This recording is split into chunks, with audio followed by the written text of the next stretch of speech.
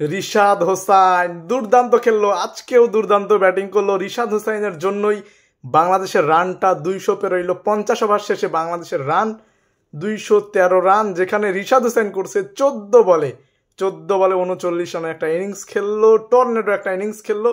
গত ম্যাচে 13 বলে 26 রানের একটা ইনিংস খেলেছিল, তার কারণেই বাংলাদেশের রানটা 200+ হয়েছিল। আজকেও ঠিক সেম কাজটাই করলো, আজকে আরো বেশি রান।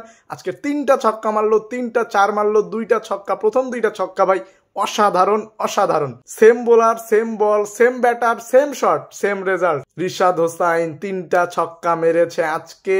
টর্নেডো একটা ইনিংস খেললো।